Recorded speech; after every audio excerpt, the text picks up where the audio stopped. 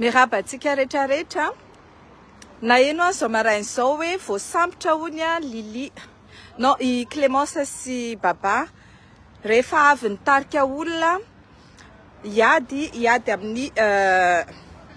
délestage sy tsy fisina rano ao Madagasikara de zao marain'izao a tsy gendarme akory fa gros bras civil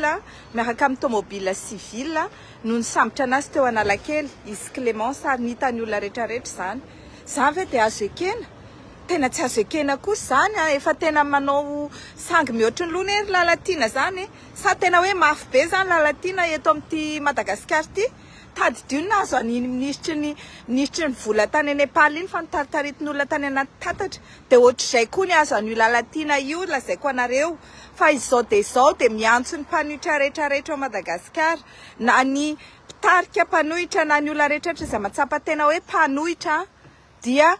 mandehana zao de zao takio ny famohanan'izy mianadareo Baba sy Clémence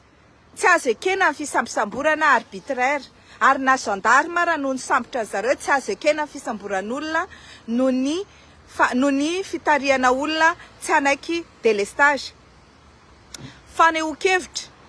ary fitakiana ny rariny nataony zareo tsy namono izy tsy namotika zavatra izy tsy nandoro trano izy nefa de sambosamborona fotsiny tsotro zao zany de miantso any Siteny fantatra izy mbola any Maurice miantso any Ravalomanana miantso any Hery Rajaonarimampianina miantso an'ireo olona rehetrarehetra izay milaza ho mpanohitra mba hamoaka an'ireo mianadareo ary tsika vahoaka malagasy koa aza vela hiady reo efa maro be tsika mbola maro no reo fozy reo tsika mbola maro no reo mpitondra manohana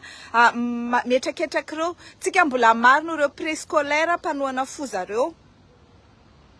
atsika zao ny mampiseho hoe izany maro anisy eto rehefa maro be ny miara-mirona tsy voasakan'ireo zany ary aza diny fa naiza eran-tany misy foana lacrymogène misy foana maramila misy foana gendarme misy foana némoraigue fa rehefa be de be de tsy mahovoka vahoaka zany ka za zany de miantso tsy ekentsika zao fisamborana ny namantsika zao tsy ekena zao fa mandehana daholy takio ny fivoandreo ary takio eo an-trano lalatina eny an-trano lalatina satria izy naniraka an'ireo gros bras reo zay mahita ny trano lalatina de any an-trano lalatina daholo miara-mirona zao de zao mitaky ny famohana amin'ny Baba sy Clémence tsy miandry amin'ny 25 zany fa zao de zao eny an-trano lalatina daholo mandeha mitaky ny famohana ny Baba sy Clémence